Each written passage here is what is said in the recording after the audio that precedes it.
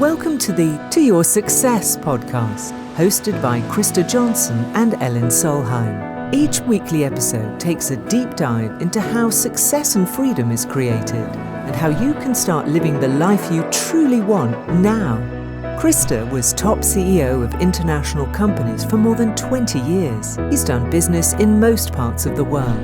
Now he is an international success mentor, helping people and organizations to be successful. Ellen and Krista are partners in life and business. They truly live what they teach every day. They sail their beautiful 43-footer around the world while helping clients all over the world. They are proof that you can get all the freedom you've ever wanted. They truly live what they teach every single day.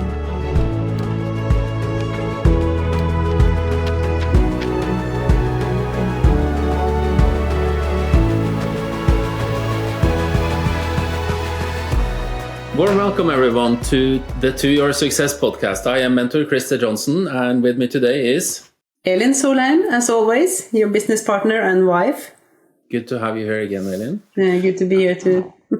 You still have your blue elephant behind you, so Yeah. You are a happy inner child, right? Yes, I am. Yeah. I think that's really me. That's really you. So you are a blue elephant.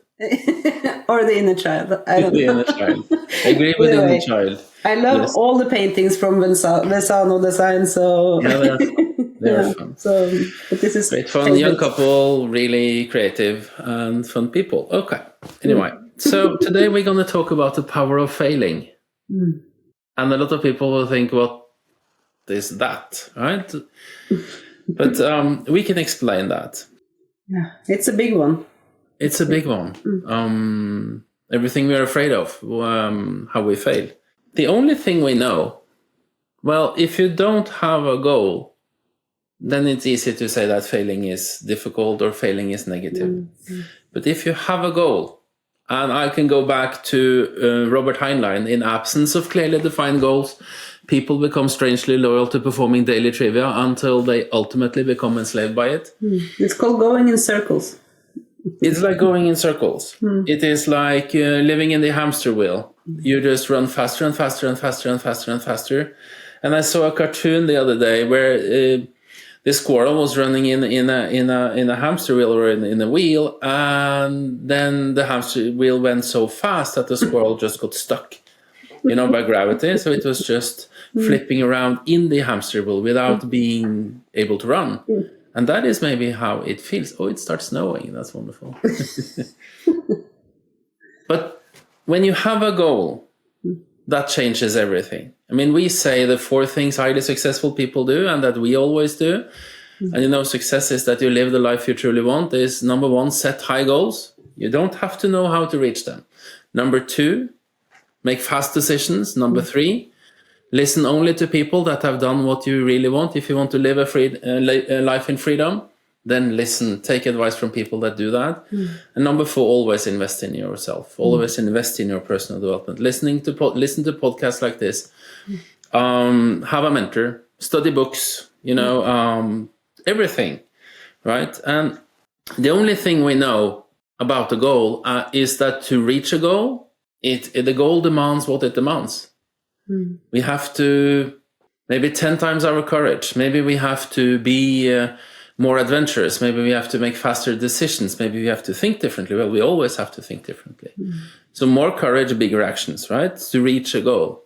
And you can just continue doing what you have done so far in life, but it won't change anything. More of the same gives you more of the same. So develop your courage. Do what you're afraid of. I did one thing I was afraid of this morning, right? And it was like, I realized I was afraid of it. And I had been afraid of it for since yesterday. And I thought, come on, you have to take your own medicine, Krista. And I just did it. Get it out of the way. I didn't know that you were afraid this morning. No, I know. But I'll tell you. Okay. And then take bigger actions. Get out of the hamster wheel. And a lot of people say, well, maybe they say or they think I'm afraid of what others would say. I was that too. When I left the corporate world, I had 25 years, great career. I was 29 when I was CEO first time. I was 34 years old when I was CEO and president of a large international group. We more than doubled the size of that company in 4 years, and we sold it. and we got, and the owners became really rich, right? And because we did a good job, and then when I started changing and I became a mentor, that was very, very strange. And you remember that, how afraid I was when I decided to leave my job. 1 week before we got married in Kuala Lumpur, I came to you and say, I just have to leave. But And he said, already? Yeah. I thought we had a plan that we should do that later this year, or maybe out that's this me. year. I love the plans. So Yeah, you love the plans. And as you say, we make a plan and then we don't follow it. no, that's okay. That's how it is to be married to a choleric. So I can live with that. Yeah, we make a plan and then we don't follow it. Yeah, but you were also scared of what other people would think about that. Very, very afraid, because my self-image was that I was this successful CEO.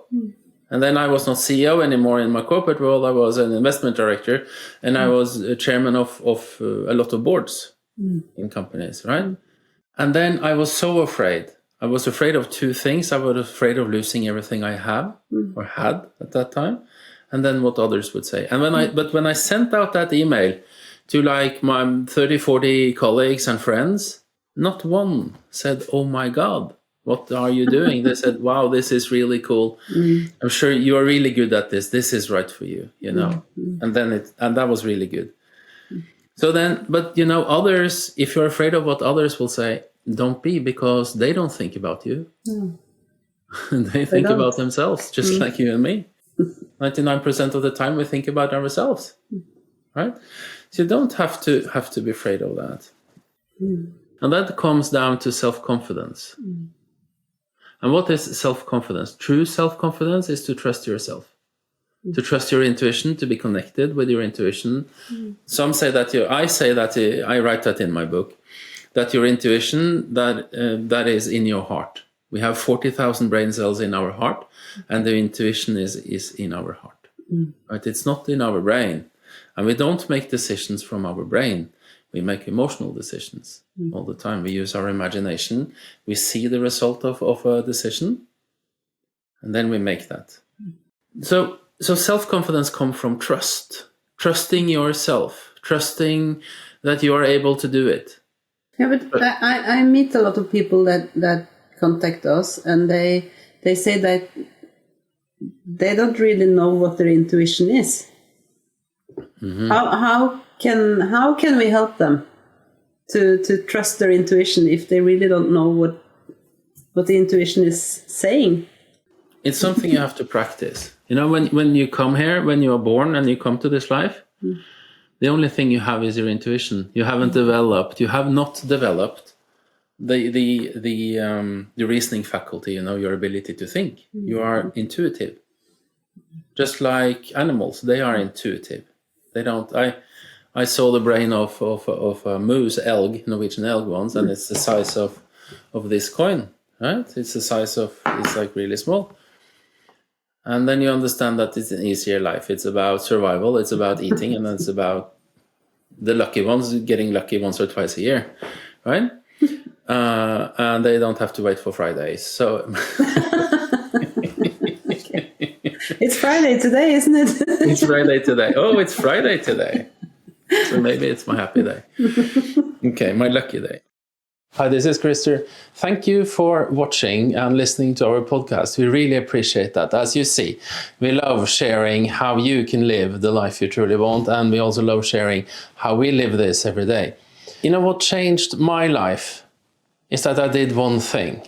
I signed up for a strategy call with my first mentor. That was the one thing that changed my life. And that is why we offer you to do exactly the same thing with me and my team as well, because we know that call, those 30 minutes can be the thing that changes your life. So if you go to our website, christerjohnson.com, up in the right corner, you will find a button to click on. Click on that button and book a strategy call with us. It might be the best thing you ever done to change your life. Have a wonderful day. And now, back to the podcast. The intuition is something that we actually teach our kids to push down. You have to be rational. You have to be fact-oriented.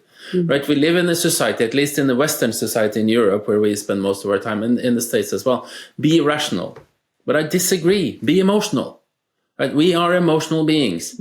What differs us from animals is that we have, our mind is the conscious mind, where you have everything you have taught, and you have your subconscious mind with your higher faculties, where intuition is a really important thing. And in management and in running companies, I have always followed my intuition. Even though I studied for like almost 5 years to get the master's degrees in business, it's like, if it felt right, we did it. And I was not afraid of, and that's interesting, Elin, that's a new reflection. I was never afraid of doing mistakes. I said, let's make 100 decisions every day. If one is wrong, then we fix it. But it's like we move forward all the time. I said, we move the pieces forward on the board every day, and we make fast decisions. But when it came to my personal life, I was shitty scared. I didn't dare to follow my intuition. And how do you feel that you don't follow your intuition? When the difference between who you truly want to be, who you dream about being, and who you are, when you observe that, when the gap is too big, then you start to feel pain. And then then the self-confidence come in. And I practice myself to make fast decisions, because I practice to trust myself, to trust my higher self, to trust my intuition, to trust my heart. Yeah, because if you listen to your intuition when you are making a decision and you do it fast, you use your intuition. But if you wait a little bit before you make that decision, that's your old you. Yeah, holding you back. It is the old you holding you back. Absolutely right. And the old you is who you are today, or who you used to be. It's definitely not your intuition. No, and then the new you is who you want to be, living the life you truly want. And then when you have to think about it, you run your old programs, not the new ones. So the new ones are intuitive, because you haven't created the programs yet. You reprogram yourself through repetition and through studying and all that over time. And then when you have to think about it, when you procrastinate, you let the old you control your life. And that is a big paradox, because you let the old you that you don't want to be control your life, because you're so afraid of making mistakes. And, and that is why we can say the power of failing. I think we have tried more times than other people. No, we have failed more times than other people have tried. Yeah, I think so too. Yeah. We launch new things, it works, boom. We launch new things, it doesn't work, we take it back. We try. It's so important. And there are two failures you can do. One is to procrastinate. I'm not ready yet. You will never be. You will never be. You will never be until you make the decision to change. The time is not right, it will never be. No. And that also, when I talk to people, is more like when I tell them that nothing will happen before you make the decision, it resonates with people, but still they don't make the decision. Because they're afraid. Still they have to think about it. Yeah, because they're afraid. Yeah. So I don't have the money. That's a good excuse. Some people don't have the money. But it's also if you understand money, you know that the money will come to you when you start to change. Like when I left my corporate world, I quit in a very well-paid, very wonderful job with working for great people. Right? I really admire those people that I worked for. And then I thought, well, I had some savings, and then maybe within 6 months I can start to pay myself. I mean, after 3 weeks I could start paying myself, because when you go all in your new life, it changes, everything changes. That happens to me too. Yeah. Because when I started out working for myself, I was a nurse, and I was working as a nurse in the public health service. Health service, yes. And I just made a decision. And I remember that the boss I had then, when I left that job, she told me that I'm sorry, Elin, but we cannot use you the way you are going to work now. We have to use all the regular nurses, not someone who is hiring out like this. And I was thinking, okay, but I still want to do this. And I quit my job, and it took 2 days. Then she called me, Elin, can you come and work for us? Yeah. And it's from that day on, I never was unemployed. No. And I mean, control and you my are own life. Yeah, and your intuition, you trust your intuition more than me. You know, historically, I mean, I always thought, I mean, you are a strong woman, and that is one of the things I love, is that you're a strong woman, because you just left. You had 3 kids, you had a husband, and you had your house and all that, you know, and you just left. You just left. And what did you do? You created your freedom. You created much more financial freedom because you increased the value in the market, and that follows the law of compensation. And you created your freedom, that you could work when you want, wherever you want, and you didn't want to work like nights, and then, or you wanted to control that, so you changed that. Just to make a correction there, I didn't leave the husband and the children. I left work. No, but you left the work, right? No. So then letting your fears control you is like the biggest mistake you can do, right? And we all have fears, and I have said that many times, you know. I recommend people to write down their fears and burn them, but burn it safely. And I think it was yesterday that I burned a fear. Yeah, I did. I don't remember what it was anymore. I have an idea, but I don't remember it. But I realized I was afraid of something, so I wrote, which was kind of fundamental. And new fears come all the time as you grow. The things I used to be afraid of, I'm not afraid of anymore. Then, so that's a good technique. So not to do things because you're afraid of it. Every time I'm afraid of something, it's an order to myself that I have to do it right away, because I know the person I want to be is on the other side of that fear. Fear is a positive thing. It is the higher self, your intuition, telling you that it's time to move.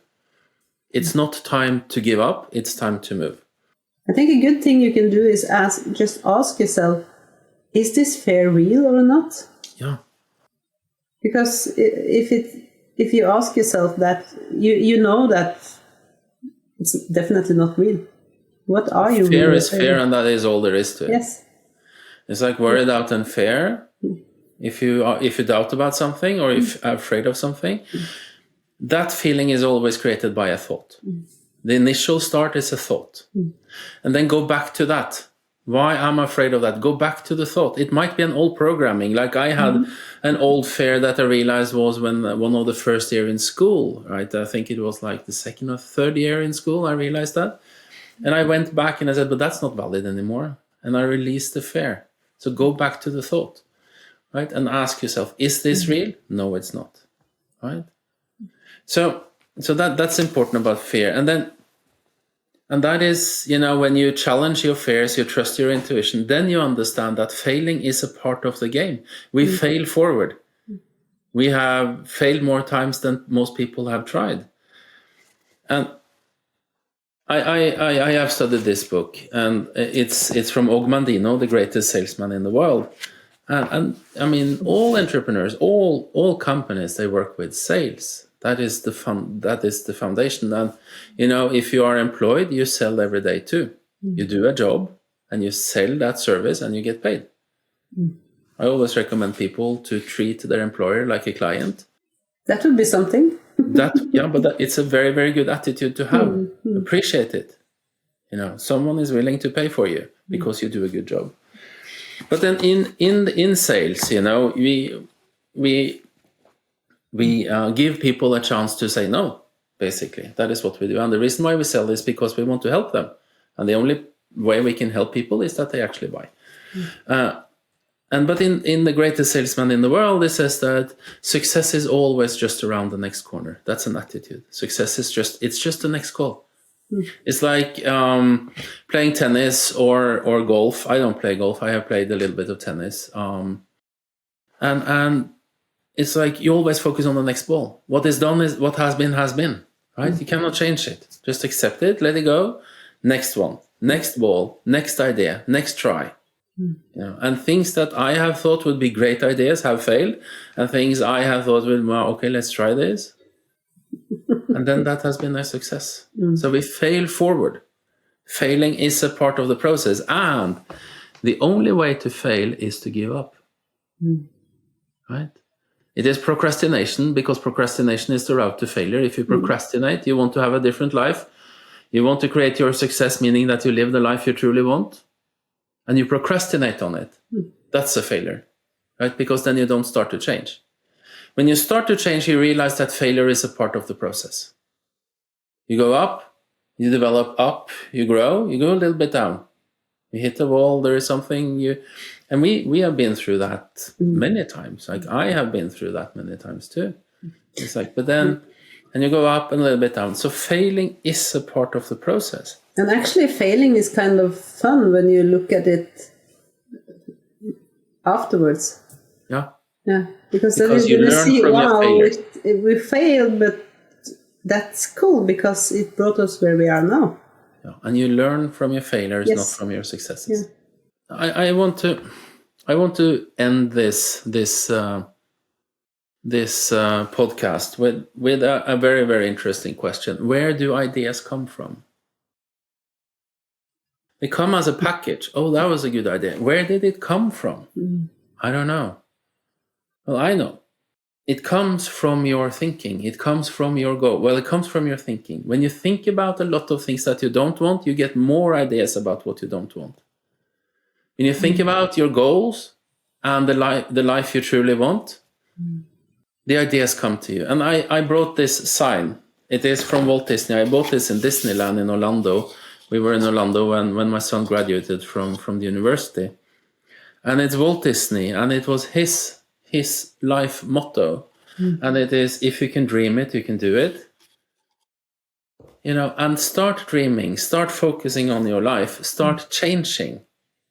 Because then new ideas will come to you based on what you want and not what you don't want. Stop procrastinating. Accept that failure is the best thing you can do. And then start to grow. And you will fail, but that's the part of the process. It's a part of the process. And then the attitude is that success is always around the next corner, as Ogmandino said. Success is just around the next corner. Right? And then Ogmandino, in his book, he writes about an old salesman. It's a story about an old salesman. And they were out walking. And we have clients working in sales that are out driving, knocking doors. And it's like, if you get to know just the next one, the next one, the next one. I also want to mention that if you want our help, and it's absolutely free, on our website, christerjohnson.com, up in the right corner, it's a button that you can click to book an absolutely free non-binding strategy call with us, where we can help you start living the life you truly want. Of course, then we will talk about how we can help you in that call, but also in the future, if that resonates with you. But it's absolutely free and non-binding. So we offer free strategy calls for everyone. And the reason why is because a strategy call or a coaching call like that changed my life. I did that, and it was scary when I booked that. But I did it, and it's the best thing I ever done. I'm truly grateful for the coach that helped me into Bob Proctor's mentoring program. Even that was only a few months at the end of Bob's life. I think I attended in August or something, and then Bob passed at the beginning of February the year later, and he got sick and all that. But it doesn't take very much, And the coach's name is DP Gates. And if DP listens to it, I just want you to know, my friend, that I'm really grateful for that great coaching call we had, and that changed my life. And that is the reason why we're here having this podcast. And so, well, thank you all for listening to this episode of To Your Success. And all we do is to your success. And your success is that you live the life you truly want. Okay. Wonderful. Well, thank you all, and have a wonderful week. Bye-bye. Bye-bye. Thank you for listening to this episode of To Your Success podcast. Please leave us a rating and review on your favorite podcast platform. For more information on how Krista's mentoring programs can help you in your own life, visit christerjohnson.com.